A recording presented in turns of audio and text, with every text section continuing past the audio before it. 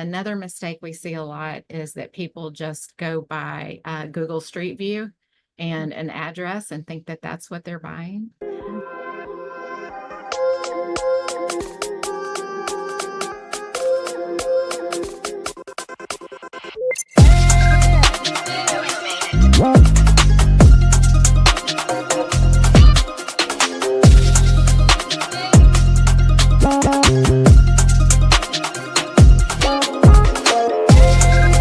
Hello, Empower Nation. Welcome to Empower Her Money podcast. I'm your host, Angela Duncan. Today's episode, I get to interview Joyce Price. She is an expert in tax deeds. We're going to talk about what the difference is between tax deeds and tax liens, some of the biggest mistakes that you might make when you go into this investment vehicle. We're tied to real estate. We're going to talk about the biggest advantages and disadvantages and so much more. And of course, if you are interested in learning more about tax lien and the opportunities without doing all of the work that Joyce and her team does, check out morewithangela.com today. Book a call with me and we can help you create that passive income opportunity without having to do the work that Joyce and her team put into tax lien investing. And don't forget to like and subscribe and share this podcast. Hi, Joyce. Welcome to Empower Her Money podcast. How are you today? I'm doing great. Thank you so much for having me. I appreciate it, Angela. I'm really excited. I love talking about real estate, investing, anything and everything in that world. So I would love for you to first start off, though, with your journey. How did you come to do what you're doing today? Well, it was a roundabout way, as most people end up on a path. But I started as an educator and ended up after 20 years realizing I don't want to do this for another 20 years. So my husband and I had always dabbled in real estate, and we ended up on a path of looking for something that was really secure and kind of niched down. And we can talk about that a little bit, but it ended up out of a necessity to find something that was solid, but also something that we were passionate about. And I really, really love what I'm doing. You always know you find something that's really in your wheelhouse when you spend all day and realize, hey, I got to go to bed and get up the next morning and do it and be excited. So that's where I am. That and did I eat today? That's usually my big one. Yeah, exactly. So, talk about what you do. For the audience that might not know what a tax lien is or a tax deed is, go a little bit more into detail about what you guys are doing. Sure. So probably about 15 years ago, maybe closer to 20, we had full-time jobs and we dabbled in we had our real estate license. You know, we were friends and family. We would sell real estate. We would have a few foreclosures we've done over the years. And then 08 and 09 happened. And of course, that's a whole story for everybody's legacy, that they had that crash and had to reset. And so when we started looking at finding real estate options, since we loved it so much that really had a secure return, we kind of stumbled into the tax deed and lien space. And my husband had always been interested in it, and I kind of poo-pooed it. It didn't seem like anything I was interested in. And after we went to our first auction and we tripled our money in 30 days, we were kind of like, that worked. Let's see what else we can do. So we primarily work in the Southeast. We are a completely nomadic family. We do this. There's 4 of us that are full-time and 1 that's part-time. And we travel to different auctions for tax deeds and liens. But our specialty is making sure that we see every property before the auction. So we do attend auctions, and tax deeds and liens are different. Like you mentioned, Angela, they're kind of very unique type of real estate. They're typically distressed properties. There's usually a lot of paperwork, a lot of legalese that goes along with that, making sure you're doing the right thing. And so that's where we kind of found our area that we're able to really specialize. And we grew from just attending an auction with our 401k money and our savings, and then decided this was a great opportunity. And we built a business, started it in 2018 full-time. Very nice. Been doing it since then. Talk about the auction experience and what you're getting if you are successful in your bid. Sure. So every county our municipality has a tax roll, and when those obligations are not filled by the primary owner, they're sold or foreclosed depending on the state, and we attend those auctions. And so we usually have a list. We go through, we make sure that we do our due diligence. We even do title searching. We do background checks on the people and the properties. We find out, are these properties going to be just a temporary sale where they can buy them back and we just get a percent of return? Or are we looking at maybe potentially owning the property? And that's usually what we go after. We like the opportunity where we actually get the property. Our returns are better. But depending on the state, if you buy it and it's a lien, like we talked about before, you could make anywhere from, 10, 12% up to penalty states that make 20, 25%. And then if you get the property, your returns can be just astronomical. So that's kind of what we look for. We want to do that. We are preparing right now for 5 auctions that are happening, and one is 17 properties. The other one's 200. We have another one, and so we spend a lot of time on the front end preparing for those. And we never ever buy anything unless we see it. So Very good. somebody in our team has to stand there and be sure it's still there. Yeah. And a lot of times we talk to the owners beforehand, find out what the temperature is. Do they want the property? Sometimes we even buy them ahead of the auction. So there's a lot of things there. But as far as the process, we spend a lot of time researching. The auction's kind of the cherry on the top of the cupcake. You spend all the time cooking it and preparing it, and then you get to go to the auction, and that's the fun part where you get to actually buy. And we really enjoy the process. And it's a true auction where people are there in person bidding on, the property that they're interested in. Most of them, and every municipality is different. We've been to ones in Texas where there'll be multiple people calling at the same time, different, precincts and auctions. And we've been to some in basements of courthouses in different states. Sometimes they'll hold them outside. Sometimes they will hold them online. We prefer the ones that are in person. Those tend to be smaller. You get to get a real good read on the people you're bidding against, what type of competition you have, what the rules and regulations are a little more clear. But we typically attend probably 6 to 8 auctions a quarter, depending on what we're looking for, and then probably just as many online. Very nice. Now, you've done this process for a little bit. You guys got an incredible process to make sure, obviously at the end of the day, you're making money on this. I've seen some people get into this industry not knowing what they're doing. So what are some mistakes that you typically see for people who are not experienced in tax liens or tax deeds? I think that's a great question because we do see it a lot. One thing is not seeing the property and not researching exactly what you're bidding on. Sometimes there'll be a parcel number and an address, and sometimes people just go by the address, which my husband will tell you all the time is just an alias. But we see people not doing their research ahead of time and thinking that they just can buy it and not really understand what they've bought. Sometimes they'll just be buying a little piece of land that's next to a house and not really a home. So being sure you're bidding on what you want. Another mistake we see a lot is that people just go by Google Street View and an address and think that that's what they're buying. Another mistake we see a lot is people don't do the front end research to make sure. There are some liens that could still be carried over that from municipalities. We call them weed liens, yard cleanup, those type of things will not usually go away. So making sure that what you're buying is not going to cost more. And because every municipality is different, make sure that the taxes that you're bidding on are current. Sometimes they'll only do previous years and maybe there'll still be more years left. So the research, I can't stress enough, is paramount to making sure that you're going to be profitable.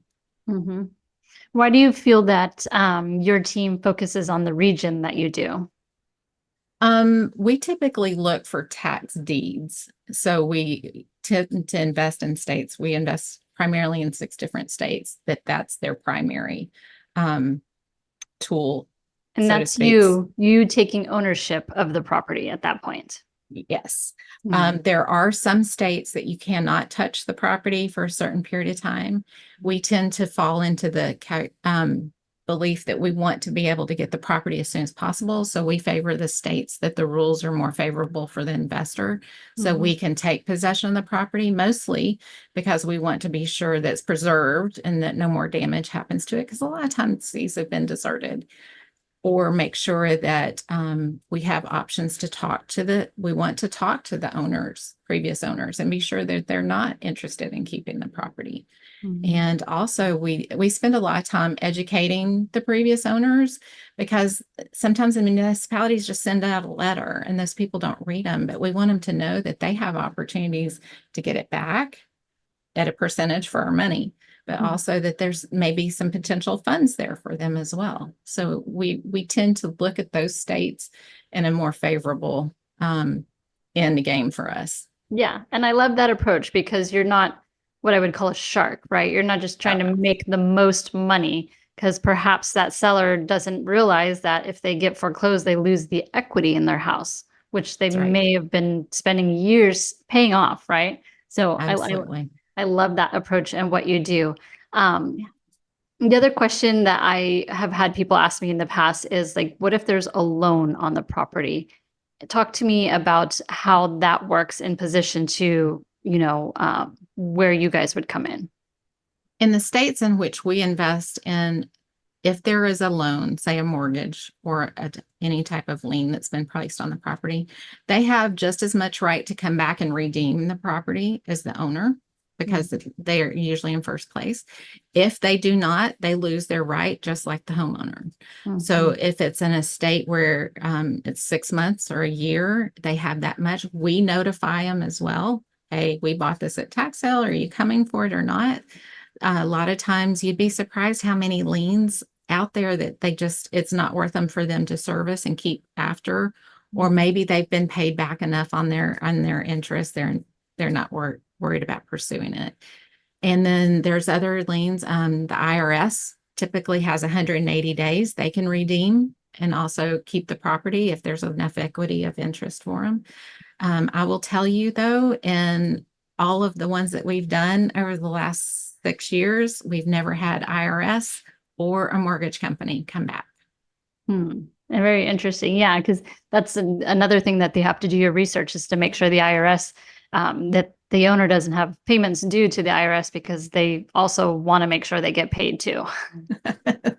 That is definitely something. But IRS has the same rights as the owner. If they want the property to keep the equity, they have to redeem or work out a deal with us. Right. Very interesting. Yeah. Do you and it really hasn't changed much, right? Like the laws for the different the different states and counties, it hasn't changed much over the years, has it? Haven't seen huge changes or strides. We used to do a lot in the state of Alabama. Their system has changed. They have tried to find a good balance, and in the process, it takes too long. And so in that, we're not interested. But primarily, the laws have been around for such a long time. You just don't hear a lot about it. You hear a lot about it now because of our media. We have such wonderful tools, and you hear about a lot of people teaching. We see some people who do really well teaching in just their area. And, one thing we always tell people is be careful. That doesn't apply to all states. And sometimes even within a state, counties can do a little bit different twist on Mm. what they're doing. So you have to really know what you're doing. So if you're in Wyoming and want to take a course in Florida, those rules are not going to carry over from state to state. They all have very different processes on their books.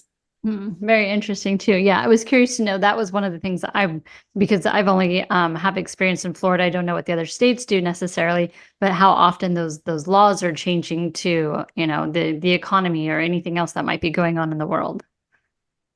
Don't see a lot of change. When you do see change, it's usually because there's some type of precedented case that has happened that somebody has really pushed it through and wants to see some change. And maybe you might have some legislators that'll do that. But for the most part, they haven't changed much. Right. All right. So someone has gone through the process, they've bid, they've won their tax deed. What are the biggest mistakes after, the exit? Now that you've got it, what do you see that people make mistakes on? Not really understanding what, as the purchaser, your rights are, Mhm. for good and bad. Sometimes we see people immediately think that they can just go knock on the door and say, "Hey, you got to leave." There's processes in place for legal reasons. Some states you can take immediate possession if the house is vacant. But you need to be sure you document and take really good pictures and notes and that you've done your processes. You can't just knock on the door and say, "Hey, I'm moving in. This is my Mm. house." Those people still have rights for most states. There are some states that when you buy a tax deed, it's immediately yours, and you do have an option to have the person vacate the property. There are situations sometimes where people see someone in there and they don't verify who those people are. There has been, especially this last winter, there's been a significant amount of squatters in properties, Mm. and you'd be surprised sometimes how many people are in properties that have been deserted or abandoned, that people just kind of take up residency. So you could make a mistake on that end, not knowing if that person in the property really should be there. We've also seen where people didn't do the right paperwork. They didn't file with the county or the municipality to make sure that their rights were covered.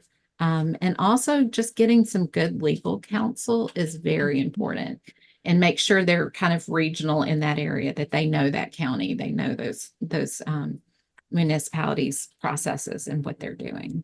Those are Yeah. some good tips. The squatter story is good. I've been in real estate over 20 years, and I went through obviously the housing burst in 2008, 9, and 10. And Yes. luckily, I'm in the state of Florida where we have the right to bear arms because I used to bring mine with me, especially showing $30,000, $20,000 single family houses. I knew there's a chance Yes. someone might be squatting, and it did happen to me once, but he scared me just because he was there and I wasn't expecting it. But he just Goodness. walked away, thankfully. So the squatters is definitely a real story, and it still happens even today. It does, and you were very fortunate. But yeah, I'm a gun toter, so but I'm often usually with my husband. We're usually together when we're on properties. But unfortunately, if someone, you know, sometimes they're just really scheming the system, and sometimes they're just looking for somewhere to sleep. So we've had stories in both situations, but unfortunately, it is something that needs to be considered. And we also have had stories where, we've purchased something and people have either vandalized the property because they're angry, or, we've had homes that have burned down because they've been sitting there vacant. So you have to make sure that you're covering all of your risk and making sure that you mediate that as much as possible. Yeah, and then building that into your budget, because if you're not able to see the Absolutely. inside or talk to the owner or anybody within the property, you've got a budget for worst case scenario and have an exit plan. Are you going to stay in it? You're going to rent it? Or are you going to sell it? You got to figure out all of those things prior to, I think, really even starting down this journey. Absolutely. I think one of our strengths is when we plan before we go to the auction, because at auctions you can get so excited and your adrenaline runs. And so we're pretty good about saying, okay, here's our value. We're only going to bid up to a certain amount. Mhm. And we kind of stick with that. And that's usually the best way to do it. And we put it in writing, so while we're there and we're in the moment of the Mhm. bidding, we make sure we can see it and we hold each other accountable Yeah, typically. that's good. I'm getting like flashes of storage wars where they're bidding on storage units and they go above what they think they should have, and then there's nothing inside, right? So there's Exactly. no return on investment when you don't do it properly. Exactly. Well, we tell people all the time that invest with us, if you're buying a house at 40% and you put that cap and that, even if it's trashed, you're pretty much going to be able to make that money back no matter what. You may have a smaller return, but yeah. the value is in how you buy. Yeah. Yeah. And it's great too, because, part of what you do is you give for people who don't want to do all of the work that you guys are putting in. There are funds available through Drive Planning is one of the funds that you work with that you can just give money to, and then you go do all of the work, and then they don't have to worry about it. So it's truly passive income for them too. That's exactly right. And we really have enjoyed working with Drive because we're able to help those investors who are, and they're usually interested in it. And then to know that they're able to put their money with a team that has the expertise to do what we're doing. We're really proud to be a type of product or offering for Drive Planning. Right. This is your full time. You live, breathe this every single day. Yeah, absolutely. And if you can tell by my office, we actually are completely nomadic. We travel full time on the road and do this full time as our job and our careers. And the reason that we're in a huge fifth wheel with a makeshift office in the toy hauler part is so we can be at every auction that we want to. And we travel and we traveled, I think, 47,000 miles last year. Just back and forth. And we primarily focus in the Southeast is our kind of our area that we're in. We have dabbled some this year in the Midwest and have some interest there. But yeah, I feel like we're really able to reassure people that work with us that this isn't just something we do because it's fun or we've done one or two. I mean, we've done hundreds and hundreds and hundreds of these in the last year. And we really enjoy what we're doing. Yeah, awesome. All right, Joyce, I have a fun question for you as we start to wrap up the show. If Okay. you could have a superpower, what would it be and why? A superpower. I think my superpower, oh my gosh, so many. I want them all now that you've asked me. I would say I think my superpower would be just to foresee the future. I would love to see how things are going to turn out. I'm very grounded, spiritual, I'm very a realistic person, but would think if I could have the superpower to see what was going to happen at that auction, I think that would be great. That would take Yeah. away so many obstacles in the way, but also just, see what's going to happen with my kids in 20 years or my grandkids in 20 years, how that's going to look, or what the real estate market's going to do. That would be great if I knew exactly what was going to happen. Right. We've been in a challenging market for a little bit now, so it'd be nice to see what's in front of us. And we have, and just a little bit back onto what we do, the reason we're in this is because the market has always fluctuated. And even though we've had a little bit of a dip last year in values and, stagnant with rates for mortgages, what we're dealing with are typically very affordable housing, and people look for houses under 200,000 and it's so hard to find. And when we can buy them the way we buy them and sell them even and stay under those price points, the market hasn't hurt us like it has other like fix and flips and those type of industries. We've been very blessed in that sense. So it even though it does fluctuate, what we do has been very, very stable. Yeah, that's awesome too. And the way you're going about the business, that's the true, value too behind it, because it's a heart-centered family business and you're helping people. People are going to lose their home and someone's got to come in and make it livable again for somebody else. So you're adding Absolutely. value to the communities that you're touching. So that's awesome. Absolutely. It's something we're very passionate about, Yeah. the value add that we can do in so many areas. Yeah. Well, Joyce, thank you so much for your time today. I Oh, truly thank you for appreciate. having me. Yeah, I appreciate the education piece for a lot of people who just don't know what tax lien or tax deed investing could look like too. Absolutely. I really appreciate the opportunity, Angela. I really Thank enjoy you. your podcast. Thank you. Thank you so much for tuning into Empower Her Money podcast. Hope you enjoyed this episode. Don't forget to subscribe, share this podcast, and leave a review wherever you are tuning in.